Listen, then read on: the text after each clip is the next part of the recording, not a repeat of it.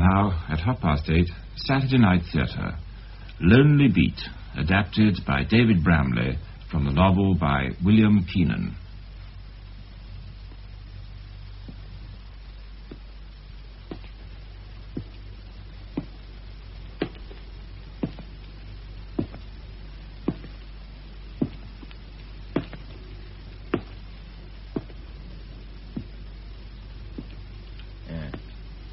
Going. Just as well. Lousy scuffer. Turning the corner. I'd have done him if he'd have walked across the street. I hate scuffers. I'd have done him, I would. Oh, we believe you. Thousands wouldn't. Hey, he's gone now, so everything's all right. Get the expert. Thinks he knows all about it. Just because he nicked a ballpoint pen out of Woolies when the sales girl wasn't looking.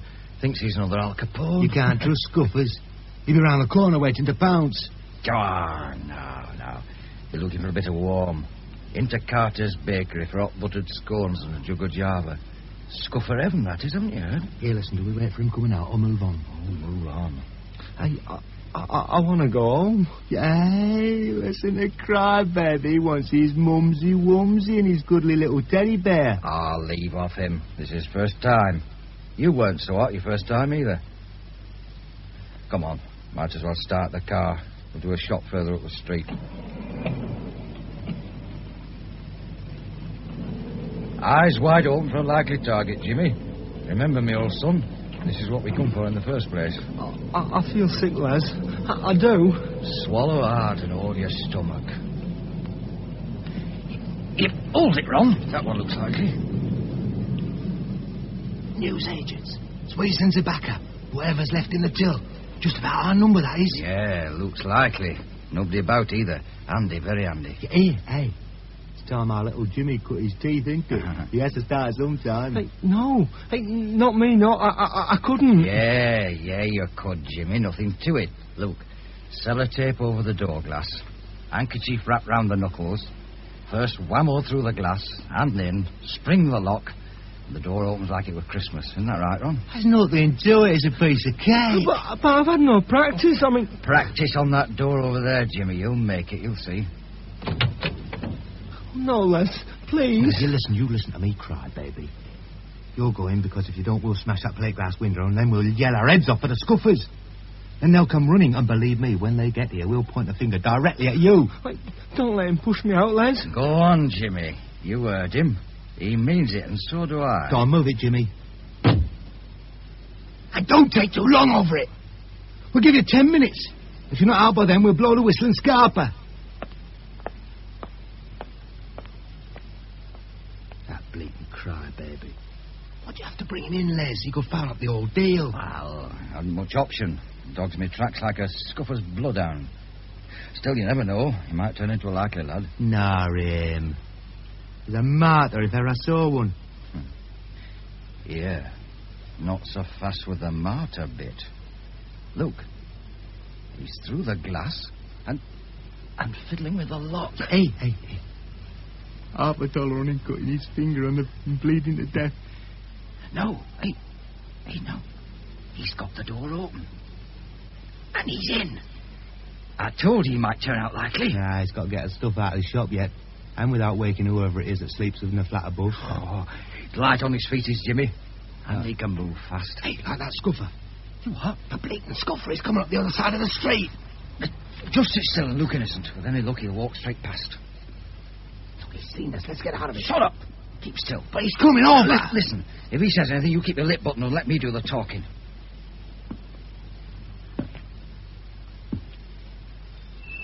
Evening, Constable. Lovely night for ducks. Is it? Get that, Ron. Smart is our constable. Answers quick as a flash. Yeah, quick as a flash. I think we can do without the comedy. Now, come on. Both of you out the car onto the pavement. I want to have a look at you. Now, just hold on a minute, Constable. We're not doing anything unlawful, are we, Ron? No, of course not. We wouldn't think of it. How about loitering? We're not loitering, are we, Ron? No. We're waiting for our friend. And where might this alleged friend be? Over there, see? Huh? Where? Get him, Ron! Give it to him. Give it to him. And again, Ron. Make sure of him. He knows our faces. Hold his arms. Got him. All right, Scupper. This is for all my mates. You lot have packed off them bastards. He's out now, Ron. Leave him. Into the car. Let's get out of it. Right.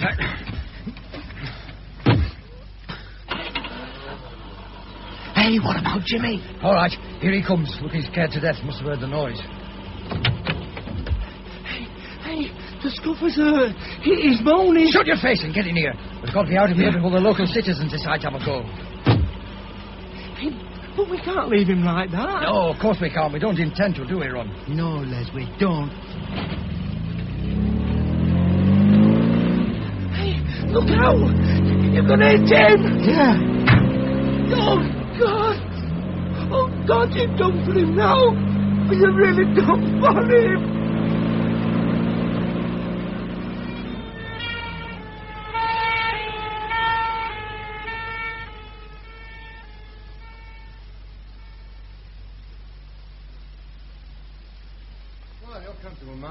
I don't expect any reverse. I'd say he was doing very nicely. I'm pleased with his progress.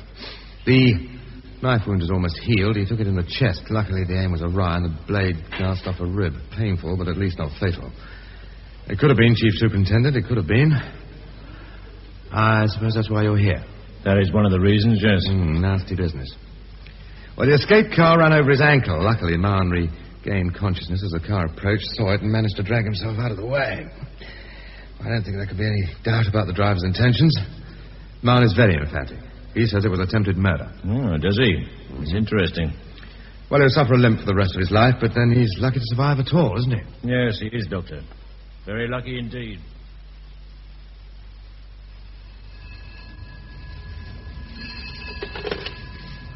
Crime Squad Chief Inspector Brown speaking. Accounts? About my pay, is it? I always said I deserved an increase. Who? How do you spell it? M-A-R-N-E. P.C. John Mann. Yes, I know the name, but he's not with the Regional Crime Squad. Not in this area, anyway. Morning, Bert. Oh, one moment, Accounts. Chief Superintendent Miller's just come in. I'll ask him. Ask him what? Accounts on the line, sir. They've P.C. John Mann's pay packet sitting in their office, and they don't know what to do with it. Should I tell them? Humour was never your strong point, Bert. This P.C. Mann, he's not with us, sir. Well, I'm aware of that. But he will be, Bert. He will be. You can count on it.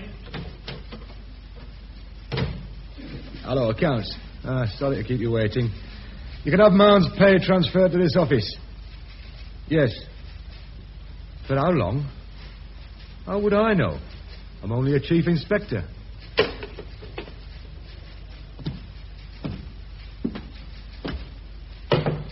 Come in. Oh, close the door before the draft blows me out. In my book, November is the worst month of the year. Cold and damp. Ah, you're getting old, Bert. I am, and you're getting crafty. Crafty? I don't understand. You've called me Bert about 4 times already. Now, that means you're up to something. And when you're up to something, I'm in trouble. Now, you better tell me all about it and give me time to prepare my defence. You know me too well. I'll have to arrange a transfer. Like you arranged Mann's? Oh, no, not quite. I've had a word, that's all. Police Constable John Mann's a very interesting customer, Bert. He speaks 2 languages, French and Spanish, and he has his O-levels in Latin and modern history. Can he catch villains? The last time he tried, he caught a knife in the chest. Did he now? John Mann? Mm-hmm. Oh, yes, I've placed him now. He had to go at 3 shop breakers the night Jack Asprey was murdered. Yeah, he did. Ended up in hospital for his trouble. Not very impressive. Read the case. Of the file here. When you're finished with it, you can tell me what you think. All right. I mentioned the Asprey murder. Mann's coming into the squad wouldn't have anything to do with that case, now, would it? Oh, it might. You tell me. Well, it's an unsolved crime. We had 200 detectives working on it without any satisfactory conclusion. We had to pull them out because of other work. And you didn't like to do it? What CID likes an unsolved murder on its books? But the Asprey killing was just one case. Oh, I admit that pulling our lads out after all that hard work is guaranteed to increase our blood pressure. But what else could we do? You know my idea. This business of one man working exclusively on one case. A man with unlimited time, the rest of his career if necessary. Oh, it's crazy. A dream, maybe. But one with a chance. You mean this new man, this man? I'd rest with him. You see, for the type of work I have in mind, the man has to be exceptional. I couldn't do it. To be frank, Bert, neither could you. No, I wouldn't want to try. Neither does Man, at the moment. But you've had his pay transferred to this office. He leaves hospital today. He's going to the south of France. His mother lives there. Saint-Sever. Man says the local wine's marvellous. Oh, and the sunshine. I can understand the attraction the place has for him. But getting there will take money. And money means pay. You've got it. Well, I'll be missing all that sunshine. He's not going to be pleased, sir. In my day, uniformed constables referred to senior ranks as sir. A common enough courtesy, you might say, PC man. On the other hand, you might not, you being of the younger generation. I'm sorry, sir. It's just that, well, I've only an hour to reach the airport. I'll accept that as an excuse for your bad manners. Not that I think it's reasonable, mind. Now, what was it you said about your pay? Well, I was told that it had been transferred to this office. Told by whom? The divisional sergeant. He couldn't give a reason for it. He said something about it being easier for me to come round here instead of him wasting his time on the telephone. Suggesting we waste his time. I'll have to have a word with him. Yes, sir. Yes, Constable. Now, why would your pay be transferred here? I don't know, sir. You're not joining as a detective, are you? Definitely not, sir. I'm not sure I like the way you said that. I'm trying very hard to allow for the fact that you've just left hospital. But don't try me too far now. Is that understood? Yes, sir. I apologise, sir. Yes, I should think you do. Now, you try to curb your annoyance and I'll have a word with my chief. Yeah? Brian here, sir. I've a PC man out here, and he's kicking up all kinds of tarnations about his pay. He says it's been transferred to this office, but I can't find any record of it. Send him in, Bert. Sir, you're to see my boss, Chief Superintendent Miller, through that door. Thank you, sir. Man. Sir? We may call Mr. Miller Dusty, but only behind his back. We say sir to his face, and we mean it. Come in. Chief Inspector Brian said you wanted to see me, sir. Yes, indeed. Shut the door and come and sit down. Thank you, sir. Hey, you like coffee? Well, of course you would. Bert? Sir? 2 coffees. And not the usual poisonous brew. Blue Mountain and brown sugar. Black for me. You take milk, man. Oh, black for me, sir. Ah, good lad. Both black, Bert, and quick about it. Right, sir. Now. How's the chest and the leg? Oh, fine, sir. The hospital staff did a good job. I do have a bit of a limp. Perhaps you noticed. No, I didn't, but you thinking I might means you're sensitive about it. Don't be. It isn't the end of the world. Well, just my career. You know what I think about that, John? Oh, I can't call you John, by the way. Oh, of course, sir. I have a feeling I'm not cut out to be a detective, sir. I've no sense of vocation. Vocation's a funny word. One I've never really understood. Devotion to duty, yes. Dedication, too, but vocation? A calling, sir. I'm aware of the dictionary definition. Sorry, sir. You're a pedantic young man, aren't you? Not at all detective material. I'll decide that, if you don't mind. Well, it may not be Blue Mountain, but it's the best I can do. Ever been served coffee by a chief inspector before, John? No, sir. Mark it down to experience, one you'll never forget. Thank you, Bert. My pleasure. Any time. Bert didn't think he was cut out to be an admin officer. I managed to change his mind. As you hope to change mine. I'll advise you to the best of my ability. If you've any sense, you'll listen. Well, yes, sir, but Well, I have a plane to catch inside the hour, sir. Man, you're still a member of the force. I'd ask you to remember it. Yes, sir. Yes, sir. Now, stop fidgeting about like a schoolgirl and listen to me. I'm a detective because I chose to be. I'm a good detective because I've worked at it. I'm a chief superintendent because someone recognized my ability and decided to make use of it. And they were right. And it's not the boasting that it sounds. No, sir. No, sir. I think I see a similar ability in you. Thank you, sir. Oh, it's no compliment, believe me. We need good detectives. But I warn you, you'll work until you drop and then you'll work again. You'll suffer You'll curse me until pension day. But you'll solve cases and put the villains behind bars, their rightful place. And because I believe just that, I want you here, in the regional crime squad. What do you say? Well, just like that, with no time to think about it? You've had time enough to think in hospital. Now's the time for decision. You either walk out of that door with your pay and no career, or you remain in that chair and listen to me outline your first case as a detective with the regional crime squad. Now, which is it to be? Well, I suppose there are other flights to France. Good man. And other months of the year in which to travel. November's no good to anyone. I never liked it. And my pay, sir? Well, Chief Inspector Bryan will deal with any query you might have. The thought does cross my mind, sir, that you had my pay transferred, knowing full well that I... Well... A good detective's also a good con man, John. You'll learn. Now, down to business. There is a job I have in mind for you, and the basic outline of it is this. And with other crimes mounting in the area, I had to withdraw men from the Asprey investigation. First the detective inspectors, then the sergeants, finally the constables. 200 men all told, and the case still open on the books. Not at all tidy, wouldn't you say? Yet those same men covered a lot of ground and interviewed everyone concerned. With one exception. The murderer. The murderer of Jack Asprey. Or maybe they did interview him, but he was too fly. And you want me to... Find, arrest, and secure a conviction in the court. I don't like unsolved murders, John, and I'm not prepared to have one on my patch. It's a tall order, sir. To succeed where 200 of the best detectives in the country failed? Of course it's a tall order. But you have two things on your side. You're new to the case and bring a fresh outlook to it. And you can have an unlimited amount of time in which to solve it. And when I say unlimited, that's exactly what I mean. The rest of your career, if necessary. I've never had that approach before, sir. No, you haven't. But it's been a dream of mine for a long time. Bryan could tell you just how long. He doesn't agree with me, you know. Thinks it might have a harmful effect on the man assigned to it. It's up to you, John, to prove him wrong.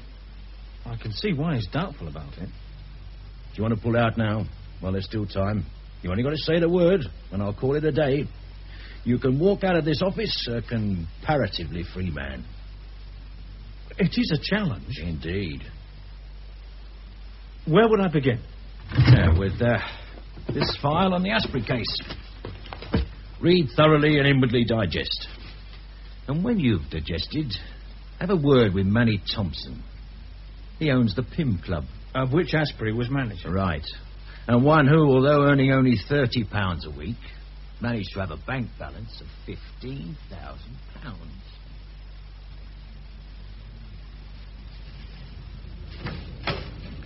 Oh, Detective Constable Mann, don't forget your pay. I was about to, sir. Thanks for reminding me. When I said Detective Constable, I wasn't being premature, was I? It seems not, sir. I'm still trying to catch up with the idea. And the Asprey murder. Oh, you noticed the file? It came as a bit of a shock. One moment thinking of lazy days spent in the sun, the next with a murder dumped in my lap. Oh, now you know why we call Dusty Sir to his face. And why we mean it. Yes, I do, sir. Good. Well, at least you've learned something. I've had young men in here who couldn't learn anything in a month of Sundays. Not that they lasted. Dusty doesn't like dead wood. Or dead club managers. No CID wants an unsolved murder on its books. I know, sir. Oh, I realise that. Well, man, here's your pay. Now, my advice is bank everything except what you need for keeping alive. By the time you've worked through the Asprey file, you should have a healthy sum tucked away in your account. And then what price, Sansevier? Or Bermuda. Oh. Yes, I like a man with ambition and with guts. Hey, come here. Now, I'm going to risk an informant. Have a word with Manny Thompson, the owner of the Pim Club. It's funny, sir, but Superintendent Miller said the same thing. Eh? Oh, did he? Well, that just proves the saying that all great minds think alike. But watch out for Manny Thompson. He's a tough customer. Yes, sir. I will, sir. Thanks for the advice. Not at all. Oh, and man. Sir? Good luck.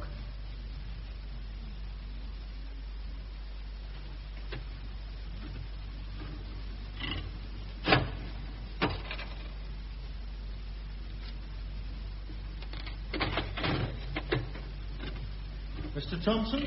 I'm Manny Thompson. It's a long time since I was called Mister. You're not collecting debts, are you? I've got a way of dealing with gents who collect debts. My name is Mann, from the Regional Crime Squad. Ah, Jack. I should have known, but me nose isn't what it was. And it busted, see?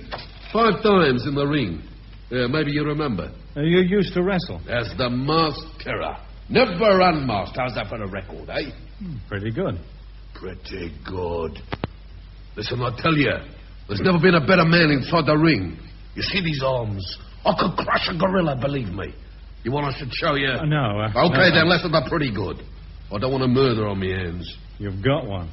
Well, Jack Asprey? Not me, copper, you got it. And you got 3 blocks of a blind alley with it, ain't you? Progress is slow. Yeah, you could say that again. 4 months now, where are you? I'll tell you where you are, Mr. Mann, and that is nowhere. You got as much chance of catching Jack's killer as I've got of winning this jackpot.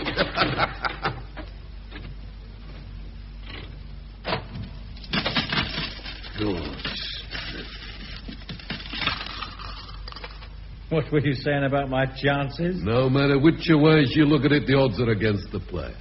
All right, so you can laugh, but do I see a killer behind bars?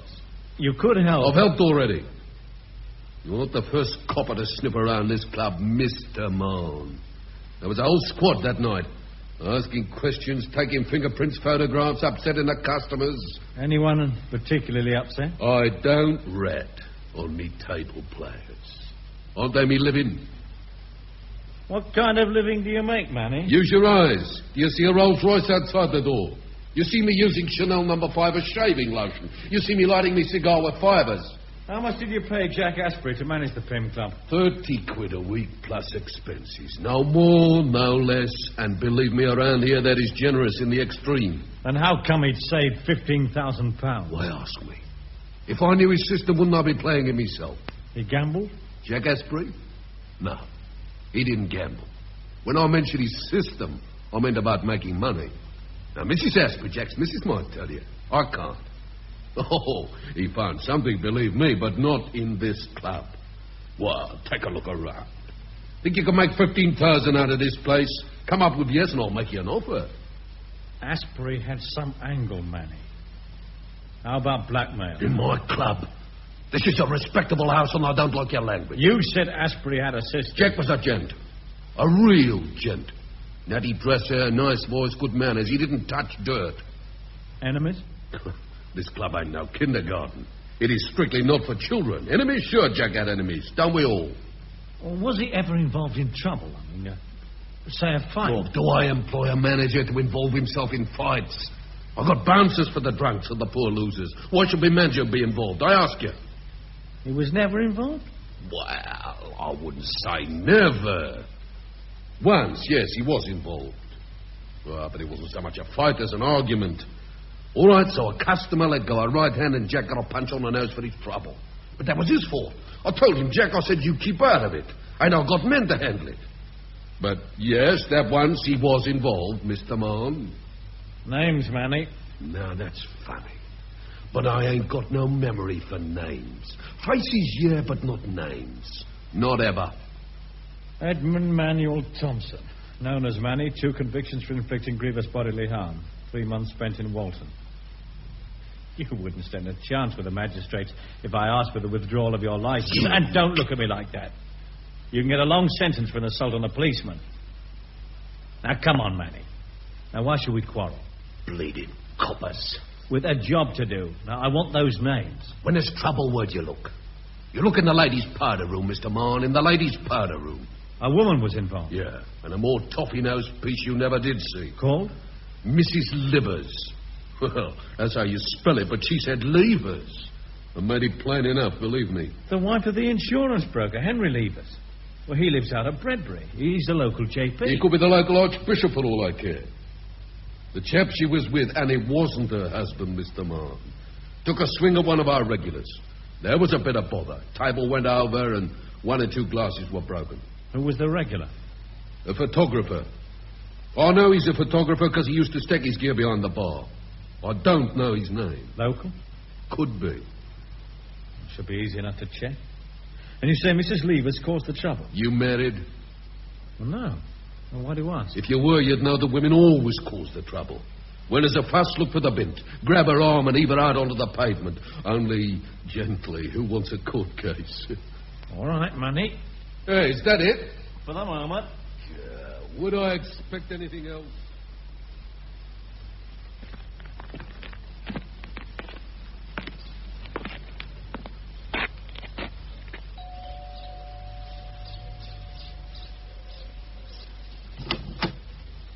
Good afternoon. I don't deal with doorstep traders. Good afternoon. Just a moment. I'm not prepared to argue, young man. Mrs. Henry Levers? Well, that doesn't impress me either. We do have a telephone, and the directory is available to all and sundry. Now, will you go on your way unassisted, or have I to call the police? My name is Mann, Mrs. Levers. A detective constable with the Regional Crime Squad. Oh. You do have some form of identification? Yes, my warrant card. Here. I see. Well? Well, could we talk inside? Well, I'm rather busy. It is important. Is it? Oh, well, all right. If I can only give you a few minutes, I have an appointment. Well, that'll be time enough, Mrs. Levers. Thank you. So what can I do for you, Constable Mann? You did say constable, didn't you? A detective constable. There's a difference? A slight, but a difference. I'd like you to answer one or two questions. Shouldn't I have my solicitor with me? Well, I'm sure you're capable of handling your own affairs, Mrs. Levers. Oh, are you? You should talk to my husband. Won't you sit down? Oh, thank you. A cigarette? No, I don't, thank you. No vices. I'll have to recommend you to my husband. You do know he's a JP? Oh, yes, I do indeed. Yes. Well, what did you want to ask me? Were you being blackmailed by Jack Asprey? Well, that's a bit direct. Well, if you say so. Were you being blackmailed? No. Are you sure? Well, blackmail isn't the kind of crime one can be unsure about, is it? No, it isn't, Mrs. Levers. Then why ask such a damn fool question? Oh, look, I'm sorry I snapped at you, but it took me by surprise. Did you intend to? Blackmail is an unpleasant business, Mrs. Levers. I like to see it out in the open, then I can fight it. Well, I appreciate your concern. But why would you think that I might have been blackmailed by this, Asprey? Didn't you know him? Well, I knew of him. I'm investigating his murder. But that was... Well, it was months ago. I thought the case was closed. An unsolved murder is never closed to investigation, Mrs. Levers. I suppose not. But why come to me?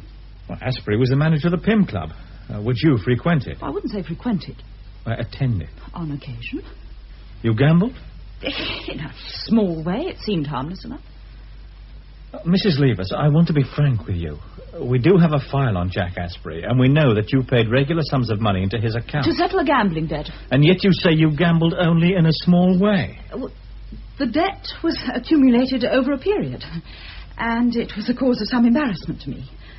I do have a certain social standing, you know what I mean? You didn't want to tell your husband? Oh, it might have been awkward for him. He being a JP? Yes. So you paid off the debt in installments? Yes. I resent having to tell you that I have no personal income of my own, but the fact remains that I have to rely on what my husband gives me. Like so many other housewives. It's an unenviable position. I had to put a certain sum aside each month to cover the debt. As you say, I paid by installments. Why should I allow you to pry into what I consider my private affairs? Mrs. Levers, I could caution you and take you down to headquarters, but I'd rather you told me the truth here in your own home. It would be easier for me and far less embarrassing to you. I'm telling you the truth. I resent you saying that I'm not. I believe Asprey was blackmailing you, that he had some evidence which he could use against you, and that he threatened to take that evidence to your husband. It isn't true. I've seen all the tricks a woman uses, and turning on the tears is just one of them.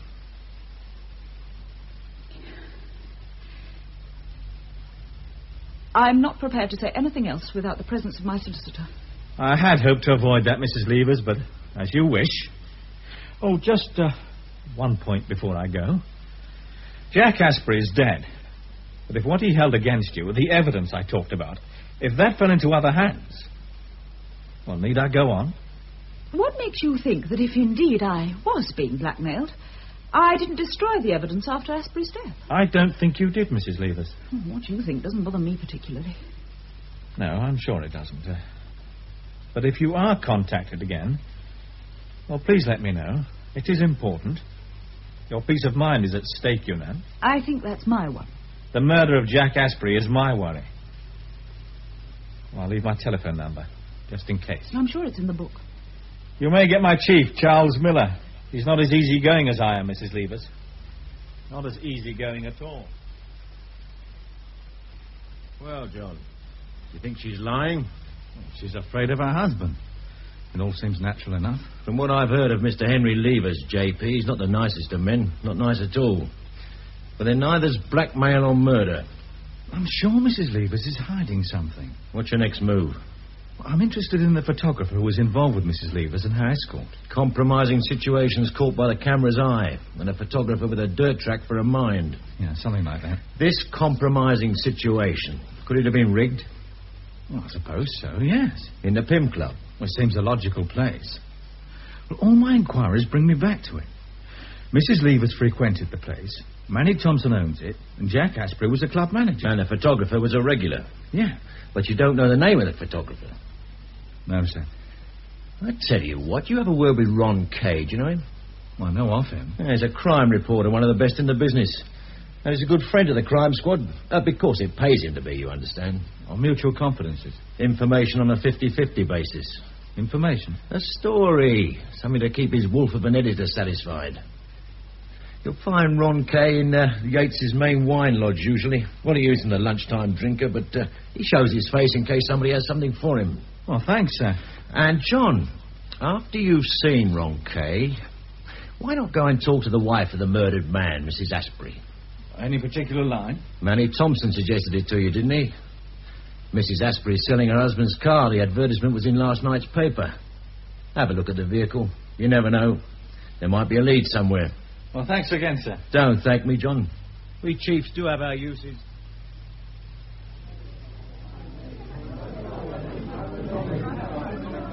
I know your chief, Charles Miller. Yes, we've helped each other in the past. Look, we can't talk here. Let's go and find a quiet corner.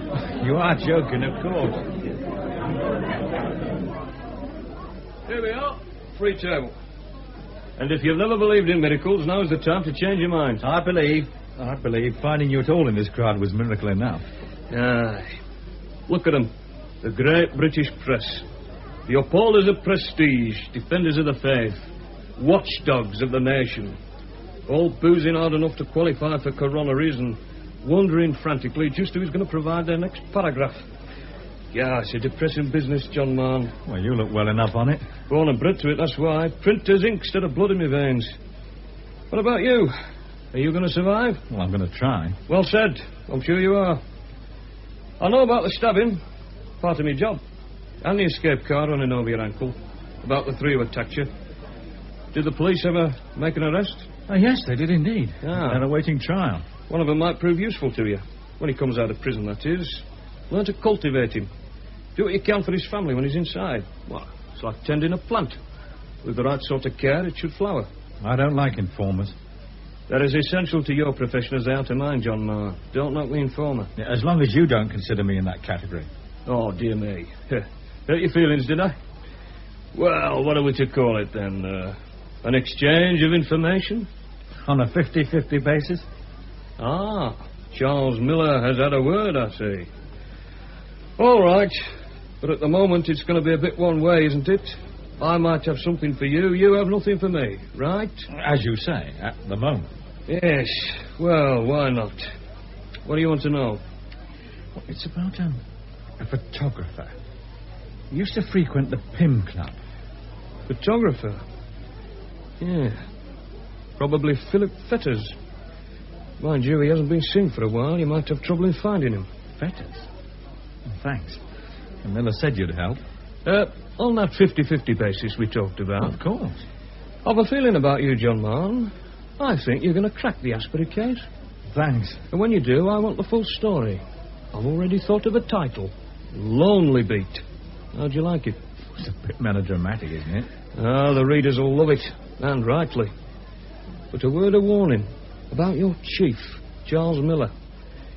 He's clever and cunning. And he can be ruthless. Doesn't he need to be? Yes. But like all good generals, he'd sacrifice men to gain an objective. You mean he might sacrifice me? Yes. So be very, very careful. I've an interest in suffering humanity, and I don't want to lose the source of good stories. You've really got me worried.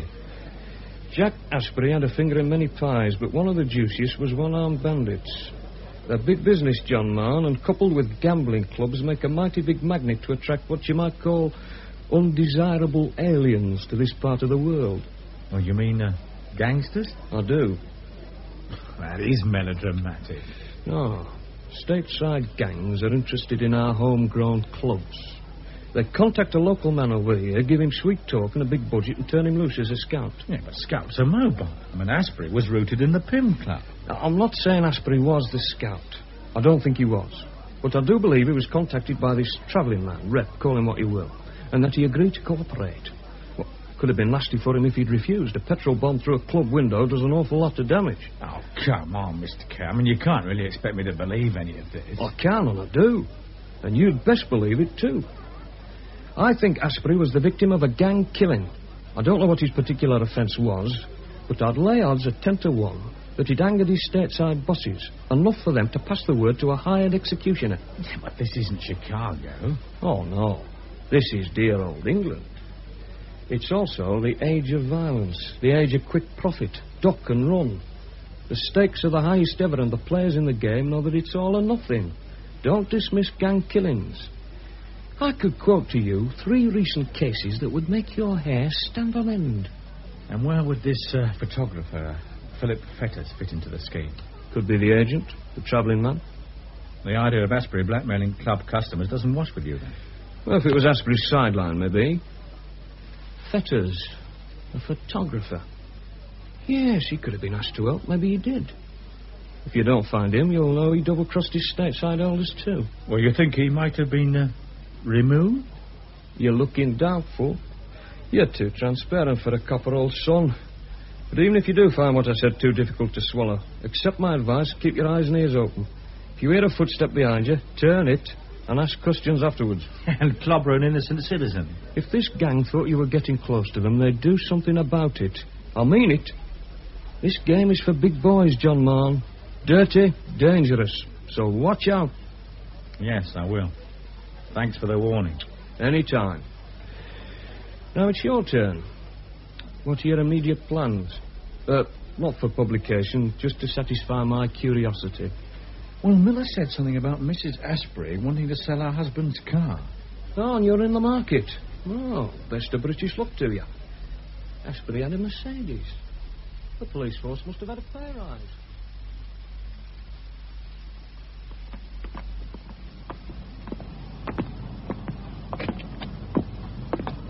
This is the garage, Mr. Ma. If you wouldn't mind lifting the door. Oh, of course.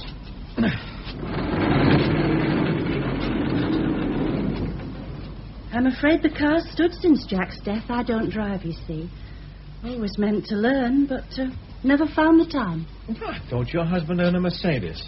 Oh, yes, he did, but that's at the local garage. Very proud of it was Jack. He liked to keep it in good order. Now, this one was a standby. Well, the second car. Jack liked the idea of a second car. Sort of prestige, if you know what I mean. The Aspreys are a 2-car family. He was that sort of man. Do you mind if I look inside? Take your time. I hope you like it. Oh, I'll be glad to have it off my hands. And it seems such a waste. It's standing here when a family could benefit from its use. You'll be a family man, Mr. Mann. I know. This road map, Mrs. Asprey, of the Lake District. Your husband's? I suppose so. Was he a fisherman? Oh, not Jack. He wouldn't have known one end of a rod from the other. I see. Do you fish, Mr. Mann? Well, yes, on occasion. Most times in troubled waters, Mrs. Asprey. I'm a policeman, you see. A policeman? Yes, sir. I'm investigating the death of your husband. Then the car... I'm sorry, I'm not in the market, love. Well, don't expect me to tell you anything new. I gave all my ideas to those detectives who came round to see me the day after Jack died. Oh, I told them a thing or two. Well, I was upset, of course. Not only with the news about Jack, I thought it might have something to do with the photographs. The photographs? Jack had a parcel of them, and he left it on the sideboard. I thought it was for me, and I started opening it. And then he came in. He hit me, Mr. Mann. The first time in our married life, and he hit me. I didn't know they were so important. He said I'd no business to go around opening his parcels. Well, I told him it was an accident. But he didn't seem to believe me. There, now, don't upset yourself, Mrs. Asprey. Now, try my handkerchief. Thank you. I remembered the parcel when they told me. About his death? Yes. These photographs, I'd like to see them. Oh, that's just it.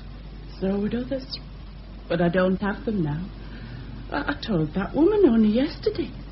I don't have them, I said. She offered me money. She said I could have as much as I liked if I handed them over. Wouldn't know her name. No. Is it important? It could be. And was she well-dressed, about 35 or 6, attractive face, slanted brown eyes, say, with your height, and a little, Shapelier? You don't have to be polite, Mr. Mann. I know I look like a sack of potatoes on occasions. Yes, that could be her. You've got a good eye. Mrs. Levers. Sorry. Well, oh, it doesn't matter. Now, look, about these photographs. Did you see them? Enough to notice that they were photographs, but not to identify any one of them. They were rolled up. Jack had made a sort of, cylinder of them. Cylinder? Yes. I see. You won't want to look at the car now, will you? Oh, yes, yeah, just in case.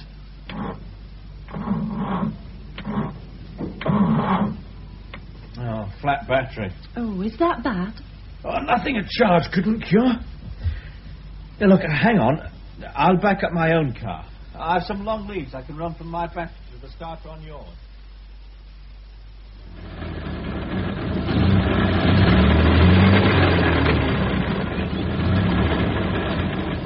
It sounds all right. Is there enough petrol? If someone comes to look at it, I don't want the engine dying on them.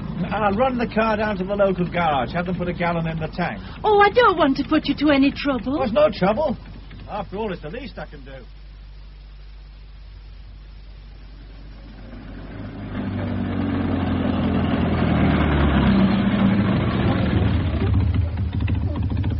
Yes, sir, and what can I do you for? 1 gallon of 3-star, please. 1 gallon?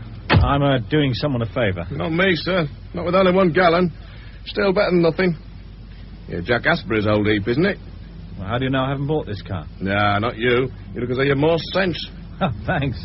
Anyone buys this buys a load of trouble. Jack used to bring it down here for servicing, and I'd tell him to get rid. Bought himself a Merc in the end, but he kept tight hold of this monster. I worked on it about 6 months back. Had a go at the engine. Needed a miracle to put it right. What did Asprey want doing to the engine? Tuning? You're joking, I hope. That engine could be tuned with a 16-pound hammer. Now, as a car, that heap qualifies for the old age pension. Should be retired, put out to grass. Yeah, one thing about the last job I did for Jack. He wouldn't let me do it down here where I've ready access to all the necessary tools. Now, he wanted the job doing in his own garage. Well, I didn't like it. But he paid promptly, and that's rare enough, believe me. He always paid cash? Oh, yeah, always. And on the nail. So why wouldn't I do a good customer a favour? Mind you, as a job of work, it was far from being satisfactory. He wouldn't let me finish the reassembly of the engine. Oh? Why not? Said he wanted to have a go himself. But it was all left thumbs. As a mechanic, he'd have made a good painter. But he passed over £1 or 2. I wished him luck and upped it. How far had you progressed with the engine? Not far. I tightened down the cylinder head, but the manifold and water pipes were off. Look, I'm no mechanic. Would you like to show me? Yeah, why not? Yeah, we'll just have the bonnet up. Yeah, so, you see, this is the manifold, and that was off, and these pipes... Aye. What is it? Someone's been mucking about inside here, mate. Here, I don't leave nuts undone. Look at this. So someone's been working on it? Yeah, mauling it more like. The ham-handed twit. Asprey? No, even he had more sense. Look, could you swear to it that this cylinder head had been removed after you'd worked on it? Yeah, of course I could. Yeah, but why should I? I'm a policeman. I'm from the Regional Crime Squad. I'm investigating the murder of Jack Asprey. Now, the removal of this cylinder head could have some bearing on the case. Could it? Well, if you say so. A copper, eh? You're a crafty one. That's what they all say. Yeah, I bet. Now, I like Jack Asprey. I really did. Look, if I can help... Good. Look, may I use your telephone? If you put a tanner in the box, of course you can. Your blackmail theory looks more credible by the minute, John. Forensics stripped the car. Here's the report. They say that a container of some sort had been inserted into one of the cylinders of the engine. That container could have held photographs. Or anything else. Oh, we'll stick with the photographs idea. Mrs. Asprey did mention them after all, and you say Mrs. Levers chased after them. Yeah, after I put the idea in her mind. Well, you had to do something. At least you've made progress. Anything else of interest in the car, sir? Fishing rods in the boot. Was Asprey a fisherman? Well, his wife says not. But there was a road map of the Lake District. Yes, there was. He might have used the fishing tackle as cover. Well, cover for what, sir? Well, that's for you to find out. You were intending a recuperative holiday, weren't you? Recuperative holiday? Oh, that's as good as excuse as any. Take a long, hard look at this map. Now, what do you see? Well, it's the road map taken from Asprey's car. Or one like it. The same map. Go over it, tell me about it. This is a lake of some sort. Dubthwaite Town. Someone's ringed it in pencil. They have indeed. It held something of interest? You're going to find that out, John. I hope. Well, when do I start? No time like the present, I'd say. Well, fresh ash would do me some good anyway. Yes, put the bloom back in your cheeks. Winter in the Lake District can be very invigorating. But for goodness sake, don't catch pneumonia. Oh, and one other thing, John.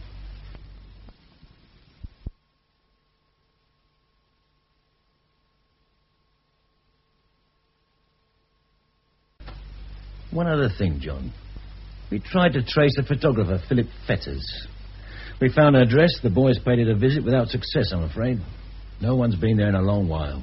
Huge pile of mail on the map. Well, he could have skipped it, or else he's... Yeah? Well, I don't know. It's something the reporter on case said. Well, he had the idea that if Fetters had gone missing... Well, it could be because he'd tried to double-cross... Well, a person... or an organisation.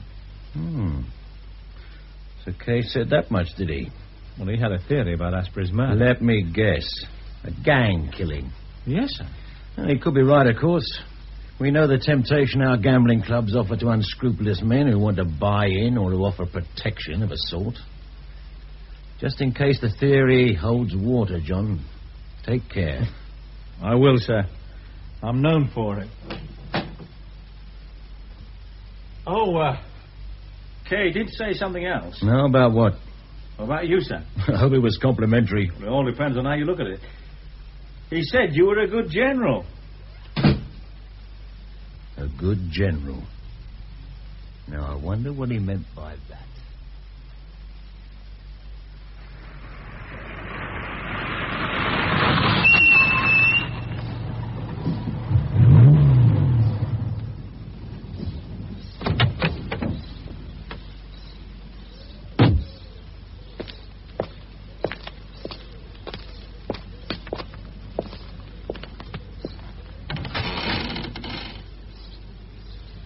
Hello?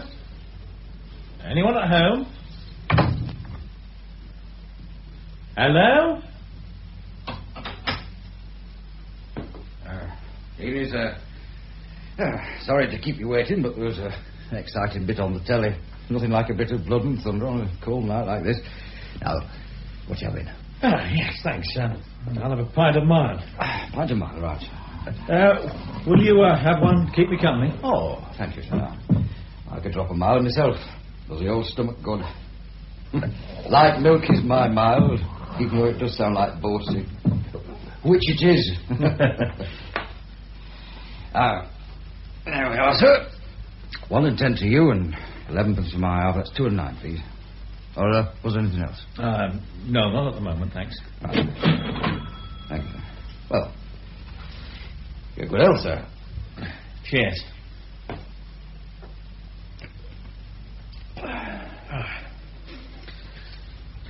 Beautiful.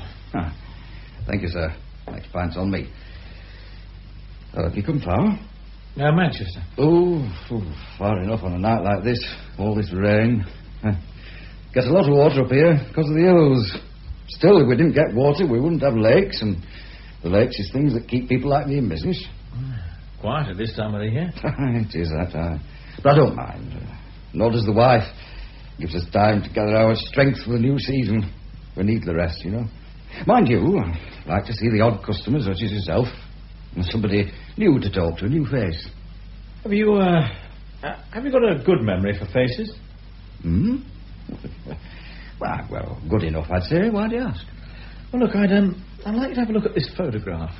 Now, tell me if you've seen the face before. Oh. Here, this one. Just a minute, I'll get my glasses. No. Good Lord, what happened to it? An accident, then. Now, that's a morgue photograph. Oh, that gives me the creeps. Well, look, I'd be interested to know if that man stayed locally about, say, 6 months ago. Well, maybe more. 6 months? You're asking a lot. Police? Regional crime squad. Oh, big stuff, eh? Oh, well, you've got a kind face, and I've enjoyed the chat. I'd like to help you. Let's see, this face. It is familiar, you know. It is. Just give me a minute to have a think. 6 months ago, you said? Yes. Would he be one of a party? Well, he might have been. Well, I don't know for sure. Yes, one of a party. I remember now. Said they were up here for the fishing. But have you ever seen anybody fish in the best bib and tucker? I bet you haven't. And they didn't do any, as I remember it. Oh, yes. That's right, I know this face. But he didn't stay in the pub. Did he stay locally? He did. Yes, he did. With the others, they all stayed at the Barraby place, close to the town. It's nice and quiet at an old hill farm, but... You see, old man Barraby, who owns the place, is an invalid. He sold the farmland and opened up the house to visitors. He has a daughter, Anne, who helps when she can. She's a school teacher. And the name of this farm? Farset Farm. Oh, well, thank you very much indeed. And look, just one more question before we get round to drinking. How many men were in this party? 4, perhaps 5. I couldn't say exactly. 4 or 5. Good. Well, thanks very much for your help. You'll be going down to see the Barrabys, eh? Yes, I will. There was some talk when that party was staying. It weren't much more than gossip, really. Well, I'm interested in anything, fact or fancy. Well, some of the locals said there'd been trouble. And I'd like to know just what that trouble was, Miss Barraby. Oh, I suppose we were a bit stupid. We advertised for visitors in all innocence, without really knowing what the job entailed. We thought we could cater for families, young people with children. And these men were not what you had in mind? Hardly. They liked to drink, you see. After the Red Lion closed at night, they'd bring bottles back to the house and drink until the small hours. Oh, they made a lot of noise and mess. You didn't like them? No, I didn't. There was something strange about them. Strange? Yes, something sinister. Oh, I know it sounds silly, but... Well, I'm used to dealing with children, Mr. Mann. And these men were... Well, they frightened me. How? It was just their manner. Children can be frightening on occasion, but at the back of your mind you always know that you can deal with them. It was different with that group of men. There was an underlying violence. They were menacing. I was frightened to do or say anything, really. Yes, I know how you felt. That's reassuring. Yes, well, now, why do you think they came here? This out-of-the-way place, do you mean? Yes. They wanted to meet somewhere without being interrupted. A sort of business conference. although I hate to think what sort of business. You didn't hear any of it, I suppose. Oh, impossible not to in a place as small as this one. I heard enough not to like it. They talk very loudly. Presumably you didn't object. Just the once. I asked them to make less noise. It didn't make any difference to their behaviour. I was very relieved to see them go. If they were a fair sample of visitors, we'd rather do without, thank you very much. Well, I wouldn't call them average holiday makers. No. They did say they were here for the fishing, but only one of them put a line into water, without much success, I might add. Now, which one would that be? The photographer, I think. Photographer? Fetters? Yes, that's it, Fetters. Philip Fetters. Oh. So he was one of them, was he? Yes. The others didn't seem to like him very much, and he didn't stay as long as them. Didn't he? Now, that is interesting. Is it? Why? Well, Miss Barnaby, we've been trying to trace him, so far without success. Oh, I see. Well, still, that isn't my worry. Well, not at the moment, anyway. Now, what I'd like from you are the names and addresses of the men who stayed here. I get the register. I have to keep some record for tax people. Here it is. Now. Yes, here they are. They booked for a week, but only stayed 4 days. Except for Fetters. He was here for only 2 days. Now, their names, their addresses, and whatever description you can give me of them, Miss Barnaby. You'd better call me Anne. Oh. Well, I'm John. Honest, John? Not according to my chief. You've an honest face. Not like this lot. Now, we're going back some time, but I'll do my best to help. They all seem to defer to a man called Roland Jones. He was in his 60s, I should think. A self-made businessman type with a paunch and a bald head. Very assured, very smooth, and very sinister. And his address? Let me see. The Cottage, Hall Lane, Bredbury. Bredbury? That is a coincidence. In what way? Oh, it's just that Mrs. Liebers lives in Bredbury. Oh, sorry. Please go on. Frank Rainton of Parlingway Flats, Bredbury again. And his description? Oh, dark, 40-ish. And he had a small scar on his cheek. Oh, good. That scar should help with identification. You think he's a criminal? Well, I think they're all criminals, Anne.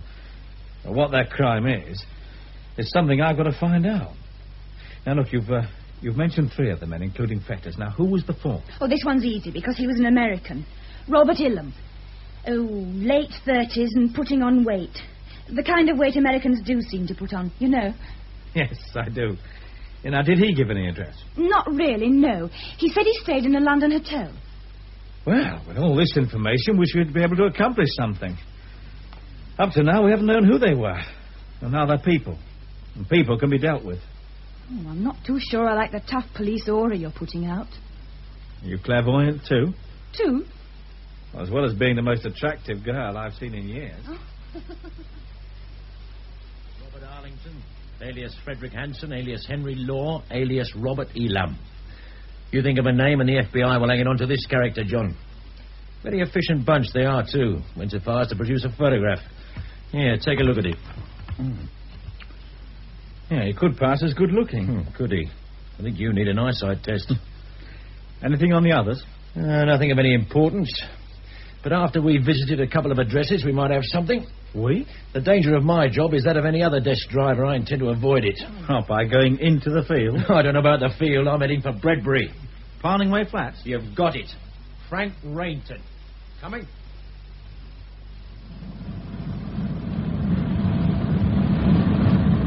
All right, driver. Pull in before the junction. We'll walk the rest of the way. Right, John. Out we get.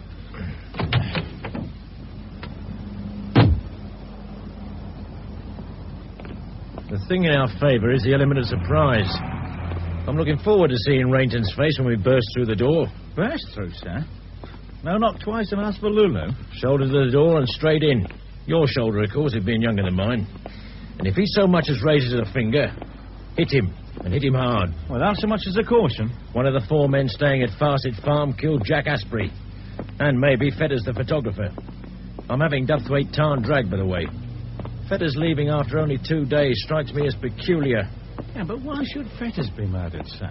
Something to do with this blackmail business. I can't see a big mob using blackmail in a small way. It would have to be enormous to justify the risks involved. No. I've got an idea that blackmail was Asprey's sideline, and that Fetters helped with it. The big boys wouldn't like that. And once they found out, they decided to do something about it. They removed Asprey and Fetters. As a theory, it's as good as any. Parlingway Flats.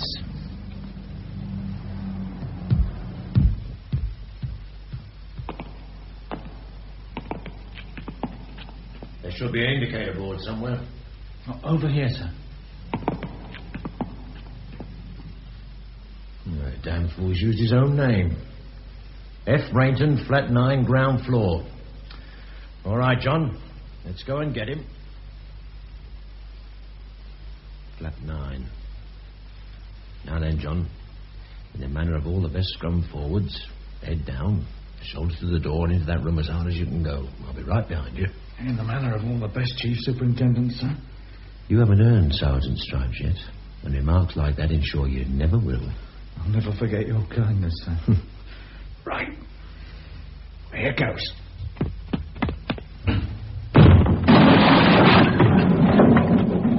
Come on, sir. I'm with you. Hey! Now what the hell do you think you're doing? Frank Rainton. Look, I'm Rainton, but I don't give you any right to My name is Miller, Chief Superintendent, Regional Crime Squad. I've reason to believe that you can assist us with our inquiry. Look out, sir! What's his gun? I haven't done nothing. I can't help you. Why the hell can't you leave a man alone? Well, we will, if you prove your innocence. Let me see that gun, John. It's a 38, sir.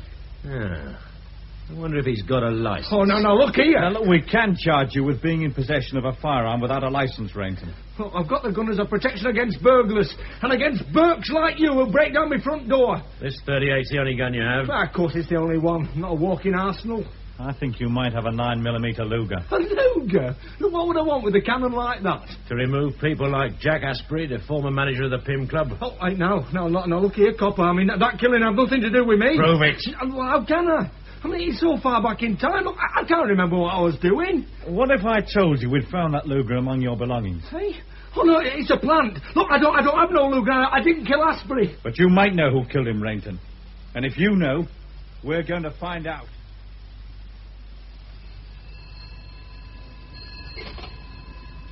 Regional Crime Squad, Chief Inspector Prime speaking.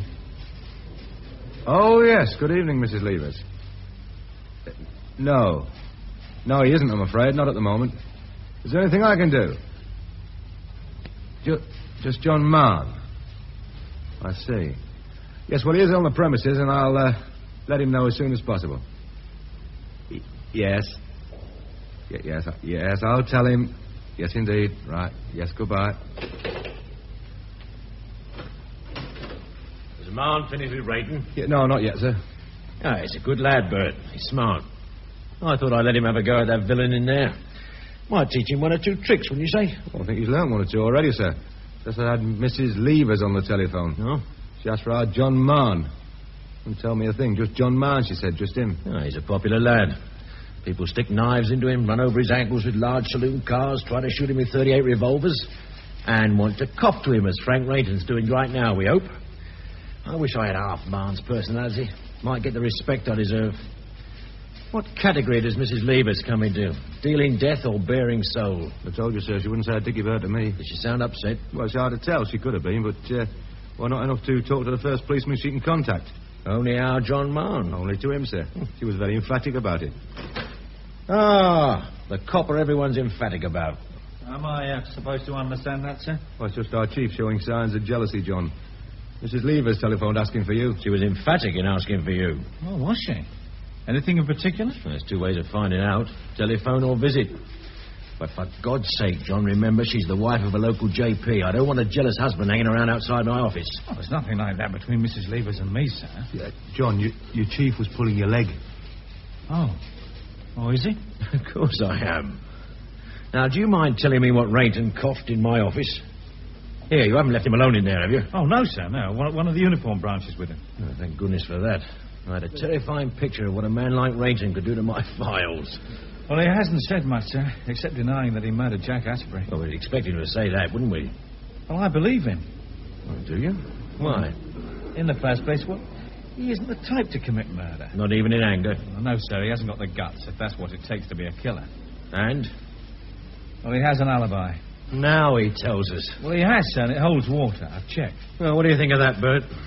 I'd say we were up some kind of pole. And 10 to 1 it's greased. Not quite, sir. Why not? Well, I did manage to persuade him to cop Robert Ilham's address.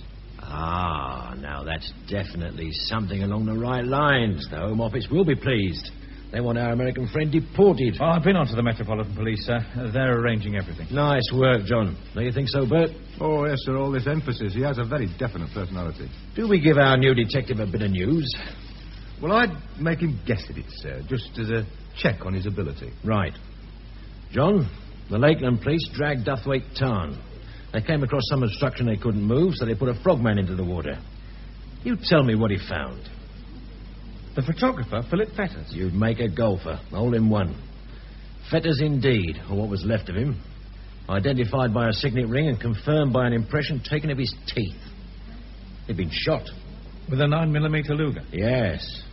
And we assume it's the same gun used on Asprey. Impossible to determine the exact time of death, but I'd lay better than evens it was shortly after he stormed away from Farset Farm. After the argument with Jones? Yeah. Well, I'm having a watch kept on Mr. Roland Jones. Nothing much we can do about him at the moment, but sometime soon I want you to call on him. To put in the frighteners. The frighteners? We've nothing on him, have we? So what we want to do is to start him running. And then trip him up.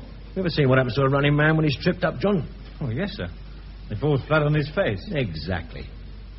Now you better get off and see Mrs. Lever. She might have something for you. Oh, right. Yes, sir. And, John, make sure that what she's got is police business. Oh, yes, sir, I will. As ever.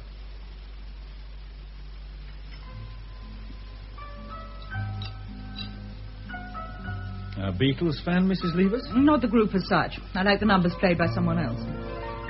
Tea or coffee? I prepared both. Oh, for me? Oh, I'm surprised. I thought we were, well, to put it mildly, not the best of friends. I wouldn't say we were the best of friends, even now, Constable. And I did ask, tea or coffee? Oh, coffee, thank you. You remember the last time we met? Oh, very well. We talked about blackmail, of which you denied all knowledge. Yes. You don't smoke, do you? No, thank you. Perhaps I've been foolish. A lot of people are, Mrs. Levers. Well, that doesn't make it any easier for me to admit it. Well, a few things in this world are easy. Oh, I'd forgotten your interest in suffering humanity. Just lately developed, I assure you. You must tell me about it sometime. Well, I'd be much more interested in what you have to tell me, Mrs. Levers. I said I'd been foolish, which I have. You were being blackmailed? Yes. By Asprey? Yes. I would like you to understand, Constable Mann, that in spite of appearances to the contrary, I am, and always have been, faithful to my husband. I don't doubt it. Some might. Yes. I didn't tell my husband about my visits to the Pym Club. He has a certain position in local society which he needs to maintain. Unfortunately, because of the foolishness, which I admit, I jeopardized that position. By gambling? Gambling. And a minor indiscretion. You care to tell me about it? Well, as this appears to be a confession, I suppose I'd better. I did not go to the Pym Club unescorted. I see. Do you? It isn't easy for a woman like me, Constable Mann, with a husband seldom here in the house. And when he is, always being tied up with business. And on those occasions when we did go out together, we always had to maintain appearances. Oh, I hate that word. The name of your escort? Do you need to know it? Well, it isn't important. There was nothing between us. What was the minor indiscretion? I allowed my escort to buy me dinner on one occasion. In the Pym Club? Yes, the club. But my escort had been drinking, and we made a clumsy, fumbling attempt to kiss me. Ah, and someone just happened to appear with a camera. No, that's just it. To all intents and purposes, we were alone. Except the waiter, of course, and he'd gone to fetch more drinks. But a photograph had been taken. Asprey showed it to me. Well, with a demand? Yes. I was to pay a certain sum into Asprey's account, and the photographs, including the negative, would be handed to me. And you believed it? Well, had I any option? Well, I have to say yes. You did have an option. Well, it's never an easy decision to make, but A visit to the police could have squashed the blackmail attempt before it ever got a chance of getting off the ground. Well, we do try to be discreet, Mrs. Leavers. I mean, we make a distinction between a human failing and a criminal offence. But my husband would have been involved. Well, I don't see how you can avoid him being involved now, Mrs. Leavers. No. I'm sorry. It's better to tell him straight out. I mean, explosions die down, you know. They don't go on forever. They seem to. Now, this blackmail attempt. When Asprey died, I thought then that all I had to do was to find the photographs and the negative and destroy them. So you visited Mrs. Asprey? Well, you know about that. I did visit Mrs. Asprey, but someone had beaten me to it. And whoever that someone is has contacted you? Yesterday. By telephone. A demand? Direct and to the point. A certain sum of money. How much? £1,000. Oh, I seem to be very expensive photographs. Oh, please. Well, how did you reply to the demand? I said I'd think it over. And then you tried to contact me? Yes. Did you recognize the blackmailer's voice? No, it was rough, uneducated. Not at all like Asprey's? Well, Asprey had a certain suavity. Might have been assumed, but he did it well and it never seemed forced. This other voice was, as I've said, rough, uneducated. Well, do you think it could have been someone familiar to you? Disguising his voice? It's a possibility. Although at the moment I'd say no. I see. I contacted you in the hope that you might offer me some advice. Well, I'll offer it, Mrs. Leavers, but will you take it? I might. Well, when you told whoever it was on the telephone that you'd think over this business about the £1,000, what did he say? Tomorrow or else. Just that. Tomorrow or else. Ooh, I can hear that voice now. It was... Ooh. And did this voice suggest a meeting place? Yes, the Gunman's Arms. Oh, I know it. On the Cheshire border. Yes. It's a local for the county set. Of which you are one. Oh, am I? Well, I'd say so, Mrs. Leavers. Then I must accept it, mustn't I? Well, as you must accept meeting this blackmail. No. Yes. But don't worry. Now, I have an idea in mind.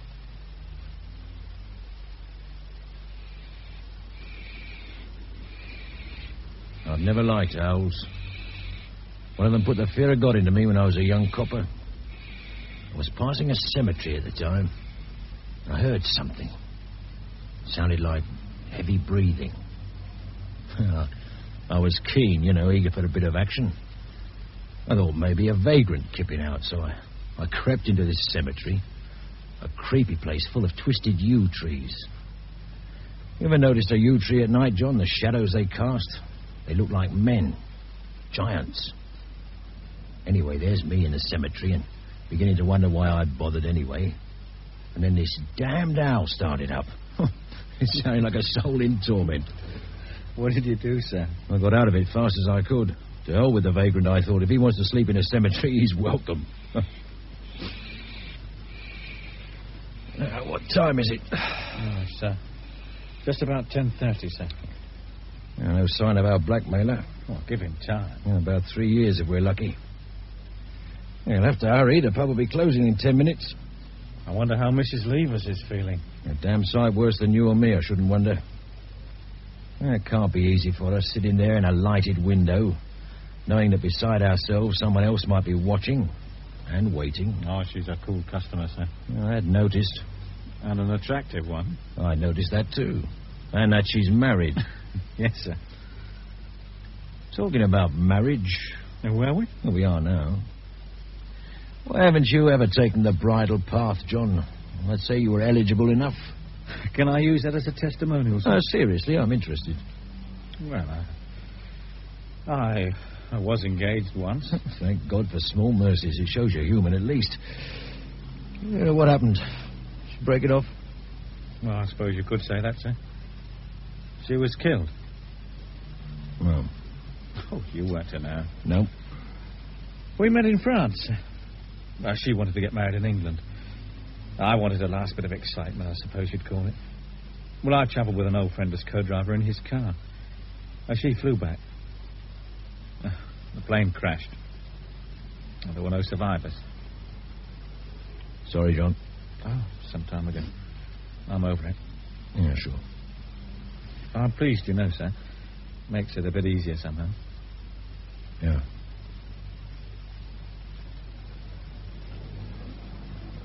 Yeah, they're turning out of the gunmen's. A bit sharp off the mark, aren't they? Well, with two of my detectives posing as waiters, if you were that publican, would you want to risk your license? There's Mrs. Levers. Where? Oh, yes.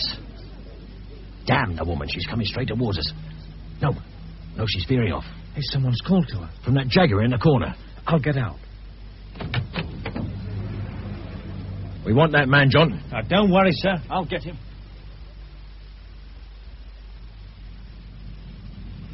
How do I know you have the photographs? How do I know you got the money? It's all in this parcel. £1,000 in single notes, as you asked. A fair swap. Your lot's in here.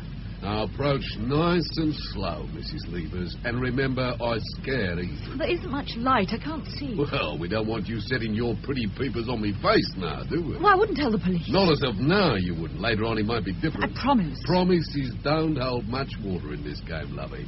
Come on now, hand over the money. If you hand over the photographs... All's fair in love and what... Good evening, Manny. Hey! What goes on? Now, please be careful, Mr. Now, let's have a talk, Manny, shall we? Mr. Moore. So it's you, is it, copper? I told you once before, I got arms on me like a gorilla boy. I eat blokes like you for breakfast. You try it, Manny. With pleasure.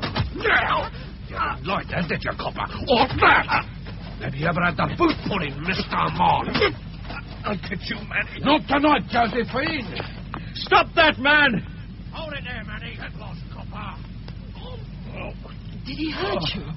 Oh, yes, you might say that he did, Mrs. Oh, Levers. now, let me help you. I'll be all right. Are you sure now? Sorry, John. Couldn't get you fast enough. You're badly hurt. Nothing a 3-month leave couldn't cure, sir. Hey, you must be all right. Hey, he's a tough customer. Nearly had me down. Not quite. I saw that punch. It was neat. Well, I've dealt with a few like you in my time, John. As you will. You may take a few bruises on the way, but you'll learn. Did you get the parcel? Yeah. Let's have some light. There's more wrapping on it than you get at Christmas. Yeah. There's nothing inside. Yeah, nothing of any value. Old newspapers and a bit of string. Oh, does that mean that he can begin all over again, that the photographs are still in existence? No, I wouldn't think so. My guess is they've been destroyed. But there's one merchant who might be able to tell us a bit more about it. Manny Thompson. Manny Thompson. Let's have him down the station, John. You'll see just how tough he really is. You've had me here for an hour and nothing's happened. How much longer do I have to wait? Until Mr. Miller has time to deal with you, Manny. No, I need me beauty sleep. You'll get it. In time. It's all very well you talking. Your chief assaulted me. I could have him for that. You've a nerve. What you did to me out in that car. Well, I didn't know who you were, did I? You came creeping up like the cat that crept into the crypt. You could have been a villain. I only protected myself. You called me by my name. Never. I seem to be possessed of a better memory than you are, man. Like an elephant. What was that? Look, I could have your chief, you know. Oh, yeah, I know me rights. He assaulted me. I could have him for that. If I was a vindictive man, which I am not. Well, he is. Hey? He doesn't like villains who assault policemen. And he doesn't like blackmailers. No, he doesn't like them at all. Well, Edmund Manuel Thompson. A nastier piece of work I've yet to meet. Yeah, that's flaming slander, that is. I've got witnesses. Your constable, Marn, over there, writing it all down. He hasn't written a word, have you, John? Oh, no, sir. It's a conspiracy. It's a frame you're applying. Pressure. Pressure? Oh, no, Manny, not yet. We haven't even started. You got it in for me. Yeah, you might say that. I do say it, because I had to go up Marn. You want me down here to put a boot in? They're your tactics, Manny, not ours. We apply pressures of a different sort. Yeah, that's a threat. I don't like threats. I don't like blackmailers. Well, a man's got to live. Not by your methods. I want a solicitor. Yes, in good time. One or two questions I want you to answer. Stick 'em. And answer them you will. Put 'em where the monkey sticks his nuts. Manny, I don't mind if we have to sit here all night until you make up your mind to answer my questions. I've the patience of Job, haven't I, John? Oh, yes, sir. Yeah, the patience of Job. So you think about it, Manny. You take your time. I don't need time to think. I've fought. I'll answer nothing. I think you will. Never. There's the murder of Jack Asprey still open on our books. Oh, I didn't do no murder and you know it. Asprey died with a bank balance of £15,000. 15,000. You knew about that money. I'll bet you didn't like it. A club manager with more loot stashed away than a club owner. I'd say you were jealous of Jack Asprey, wouldn't you, John? Jealous enough to kill, I'd say, sir. No. We say yes. No, it was not that. Then you tell us how it was, Manny. No. Yes. We know you for a violent man. If you had a problem, you'd seek a violent solution. Like murder. I can't tell you, I didn't do no murder. Prove it. Why, so far back, I can't remember. Try. Manny, now look, you listen to me. We've had the Pym Club searched by experts. They found the two-way mirror, the one used to obtain the photographs of Mrs. Levers. And we know you made an attempt at blackmail. We can prove it. You assaulted 2 policemen in your attempt to escape. We can have you put away for a long, long time. But a possibility exists. It's just a possibility, mind. If you help us with our inquiries into the Asprey killing, well, we might go easy with the blackmail and assault charges. We might. Yeah, likely, isn't it? Sir? As Marn said, we might, or we might not. Blackmail and assault, 6 years, sir? Oh, at the very least, I think. 6 years? 6 years, possibly more. You can't have me sent away for 6 years. Can't we? Well, you'd help? We might, depending on what you give us. Yo. All right, what do you want to know? Any luck? He's got the lot, sir. Names, addresses, the lot. As soon as I saw him, I knew he'd crack. Have a look about them. Yeah, especially Manny. Too many years in the ring. Yeah, I think so, sir. Hey, who killed Asprey? A specialist, hired by an organisation. And Manny knew him by nickname, Toady. He comes from Newcastle. And for the benefit of his experience, he gets £3,000 a job. And Fetters, the photographer? Toady again. This organisation? American-owned. Exactly as Ron Kay said. Robert Ilham was their link man. Now, he made the contacts in the gambling clubs and were the owners of the one-armed bandits. It's a mighty big cake, sir. The organisation acquired portions of it. By acts of terrorism? Well, in some cases. Often they use money. They bought it. Where did Asprey fit in? Well, he and Fetters were local members of the organisation. Members who got too big for their boots? Well, in a way. They didn't like the size of their cut, so they decided to boost their earnings with a sideline. Blackmail? Yeah. Well, the organisation found out, realised that if we investigated the blackmail, we might uncover their activities and destroy their business. So they brought in the killer Toady. A violent solution. Well, he removed the cause of the trouble. And destroyed the photograph of Mrs. Levers. Oh, yes, sir, yes. All the evidence of blackmail was removed. And, why did Asprey, Fetters and Co. visit the Lake District? It was a meeting called by the organisation. The one subject on the agenda was the blackmailing business. Was it a trial? Well, of sorts. Oh.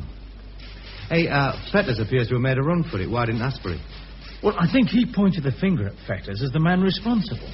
Once Fetters was out of the way, Asprey thought he was in the clear. Oh, but the organisation knew better. Yeah, they did indeed. Asprey's fate had already been decided. Judgment was passed and the sentence was eventually carried out. They took their time. Well, why should they hurry? When they waited to see if Fetters would be missed. They're a cool bunch. Well, they're professionals and businessmen. They protect their interests. There has to be a local big chief. Oh, yes, sir. Yes, there is. Roland Jones? Yes, Mr. Roland Jones. I'm going to get him now, sir.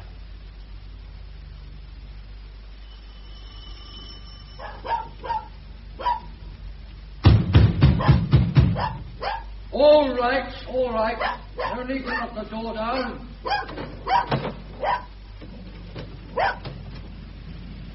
Mr. Roland Jones? Just who the hell do you think you are, waking up the whole house? It's 1 o'clock in the morning. Are you mad? Mr. Jones? Yes, I'm Jones. Oh, for God's sake, shut up, you bloody fool! Oh, I said I'm Jones. Who are you? Detective Constable Mann, from the Regional Crime Squad. Does that give you an automatic right to come knocking on my door in the middle of the night? Well... We have reason to believe you can help with our inquiries, sir. We have reason? What do you mean by we? There's only you, isn't there? I'd like you to accompany me to the station. Ring me in the morning and arrange an appointment. I'll fit you in when I can. I'm a busy man. Look, do you mind taking your foot out of my door? I'll wait while you dress. You... Now, you listen to me. I think you'd better do the listening, Mr. Jones. I could arrest you. Try it. For the obstruction of a police officer in the execution of his duty. We don't want that kind of fuss now, do we? Oh, you Will you cheeky... come quietly? I'll fix you, son. One of these days I'll fix you. I'm sure you'll try, sir. Now, are you going to dress? Or do I take you down to the station in your pyjamas? Come in. You wanted to see me, sir? Oh, yes, I did, John. Pull up a chair. Oh, thank you, sir. Oh, I expect you're wondering what this is all about. Yes, sir. Well, I've a letter of commendation from the Chief Constable of the county. Oh, congratulations, sir. It's not for me. Oh. Relax, John. This isn't an execution. No, sir. A cup of coffee help? Thanks, no. I've already had one with Chief Inspector Bryan. Oh, I see. It wasn't Blue Mountain. Instant. Yes, sir. Then the Lord help your stomach. I don't know where my admin officer acquires his jars of instant coffee, but I do have my suspicions. A local tip, sir? Yeah, I always did say you'd make a detective. My vocation. Don't bring that word into a reasonable conversation. Well, you've done a good job of work, John, and I add my congratulations to those of the Chief Constable. You proved my theory about the one man concentrating on the one job, and anyone who proves a theory of mine has my undying gratitude. Thank you, sir. You're one of the new breed of policemen, do you know that? One of those Ron Kay calls the men of the lonely beat. Well, he has a flair for the melodramatic. Yes, but it sells newspapers. Is that all that counts, sir? Yeah, of course not. It's a system, John. It exists. We go along with it, but we're subversives at heart. As we are with police practice. We want results, John. We want them quickly. Tomorrow's too late. You know, the day will come when we can alter all the old-fashioned systems. Blow them sky high. I'm building the bomb. You provide the fuse. That makes us anarchists. No. It makes us efficient hunters. And in our job, efficiency is the main requirement. Yes, sir. Yeah. John, I want to ask you a question. Yes? Well, now that this case is over, how do you feel? Well, a certain professional pride. Well, apart from that, a feeling of anticlimax. I feel flat. Yeah. Can you explain that? Well, I could try. All right, we know who killed Ashbury. We'll catch him, have him convicted, and have him sentenced.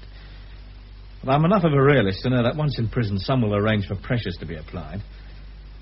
Our killer will change his statement, assuming that he does make a statement. Oh, he will, to protect himself. Oh, he'll indict Jones, Rainton, and the American Ilham. Well, that's at the trial. And once in prison? Well, he'll retract, deny everything. With what result?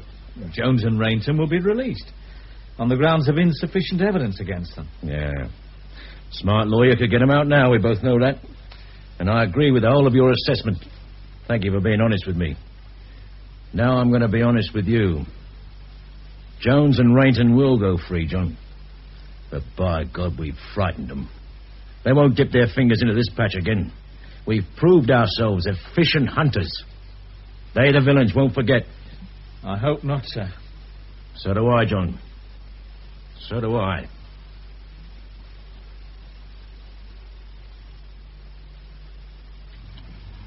In Lonely Beat, by William Keenan, adapted by David Bramley, the cast was as follows. Detective Constable Mann, Brian Peck. Chief Superintendent Miller, John Hollis. Chief Inspector Bryan, James Beck. Mrs. Levers, Heather Stoney. Manny Thompson, David Marlowe. Anne, Stephanie Turner. Mrs. Asprey, Ruth Holden. Ron Kay, Brian Miller. Landlord, Ronald Harvey. Mechanic, Robert Peck. Frank Rainton, Colin Edwin. The play was produced by Alan Ekborn.